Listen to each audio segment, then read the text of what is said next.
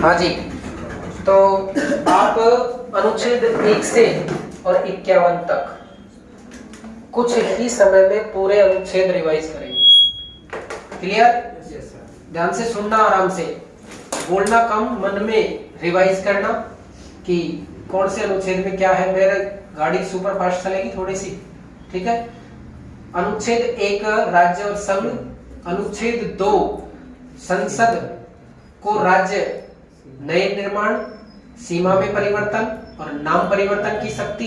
3 में संसद राष्ट्रपति की पूर्वानुमति से यह कार्य करेगी। 4 में संशोधन, 5 में सामान्य नागरिकता, 6 में आवर्जन, 7 में प्रवर्जन, 8 में आवर्जन, 9 में प्रवर्जन, 10 में नागरिकता रद्द, 11 में संशोधन, 12 में राज्य की परिभाषा, 13 में विधि शब्द की परिभाषा, 13 में दूसरी चीज लिखी है न्यायिक पुनरावलोकन। अर्थात न्यायिक पुनरावलोकन के तहत क्या करेगी कि कोई भी मूल अधिकारों पर किसी प्रकार का कोई छेड़छाड़ नहीं करेगा। 14 में विधि के समक्ष समानता, 15 में जाति, धर्म, वर्ण, वंश, लिंग के आधार पर समानता, 16 में अवसरों में समानता, 17 में छुआछूत का अंत यानी अस्पृश्यता का अंत, 18 में उपाधियों का अंत, शिक्षा और सेना को छोड़कर, 19 में 6+3 प्रकार की स्वतंत्रता यानी बोलना,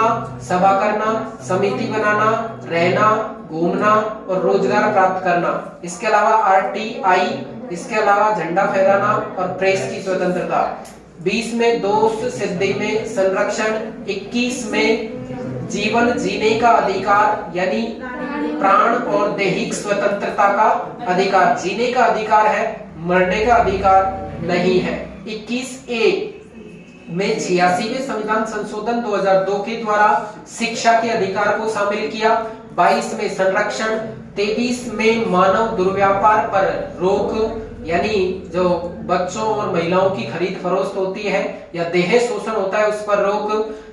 24 में 14 वर्ष से कम आयु के बालकों को जोखिम भरे कार्य पर नहीं लगाएंगे यानी बाल श्रम पर रोक यानी बंधुआ मजदूरी, हाली प्रथा, सागड़ी प्रथा पर रोक। 25 में धार्मिक स्वतंत्रता यानी आप किसी भी धर्म को मान सकते हैं, प्रचार कर सकते हैं, प्रसार कर सकते हैं। चाहे आपका जन्म किसी भी धर्म में हुआ लेकिन आप धर्म परिवर्तन भी कर सकते हैं। जैसे बड़े बड़े एग्जाम्पल आपको बता देता हूं मैं।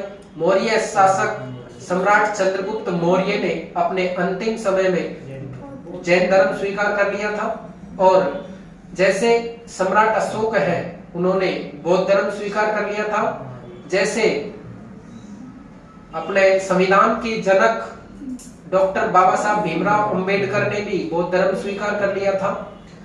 तो धार्मिक स्वतंत्रता अनुच्छेद 25, अनुच्छेद 26 में धर्म के अनुसार मंदिर, मस्जिद, ट्रस्ट, संस्था बनाने का अधिकार। अनुच्छेद 27 में चंदा देने के लिए बाध्य नहीं किया जा सकता, और जो मंदिर, मस्जिद, संस्था, धर्म के नाम पर जो धन इकट्ठा हुआ है उसमें टैक्सों में छूट रहेगी। 28 में राज्य किसी विशेष धर्म की उन्नति नहीं करेगा। 29 में शिक्षा और 30 में संस्कृति यानी अल्पसंख्यक समुदाय के लिए शिक्षा और संस्कृति का। अनुच्छेद 31 में संपत्ति का अधिकार था जो 44वें संविधान संशोधन 1978 के द्वारा यहां से मूल अधिकारों से हटाकर 300K में डालकर विधिक अधिकार बना दिया। इसके अलावा 19F में भी था जिसे भी 300K में डाल दिया। नेक्स्ट 32 में संवैधानिक उपचारों का अधिकार यानी किसी भी मूल अधिकार का अगर हनन होता है, हमें मूल अधिकार नहीं मिलता है, तो हम मूल अधिकारों को लेकर न्यायालय में जा सकते हैं, सुप्रीम कोर्ट में। अनुच्छेद 32 के तहत सुप्रीम कोर्ट में, अनुच्छेद 226 के तहत हम हाई कोर्ट में जा सकते हैं। अनुच्छेद 33-34 में सेना का शासन है। अनुच्छेद 35 में राज्य को विधियां बनाने का अधिकार। अनुच्छेद 36 में राज्य की परिभाषा। अनुच्छेद 37 में न्यायालय में प्रवर्तनीय नहीं है। अनुच्छेद 38 में सामाजिक विकास। अनुच्छेद 39 में आर्थिक विकास। अनुच्छेद 39A में बीपीएल को निःशुल्क न्यायिक सहायता। अनुच्छेद 40 में ग्राम पंचायतों का गठन। अनुच्छेद 41 में विकलांग, विधवा, परित्यक्ता, बेसहाराओं के लिए नीति बनाने का निर्देश। 42 में महिलाओं के लिए नीति बनाने का निर्देश, चाहे वह जननी एक्सप्रेस हो, जननी प्रसूता योजना किसी भी प्रकार की, या सैनिटरी नैपकिन हो।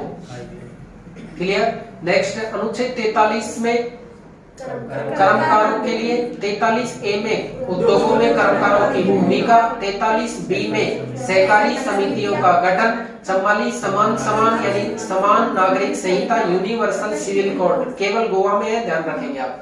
अनुच्छेद 45 में 6 वर्ष से कम आयु के बालकों के लिए शिक्षा और स्वास्थ्य की व्यवस्था, चाहे वो आंगनवाड़ी केंद्र हो, चाहे बालवाड़ी केंद्र हो, चाहे नंद घर योजना हो, किसी भी प्रकार की, चाहे और कोई योजना चला रखी हो। उसके बाद में 46 एससी और एसटी यानी अनुसूचित जाति और जनजाति के लिए नीति बनाने का निर्देश।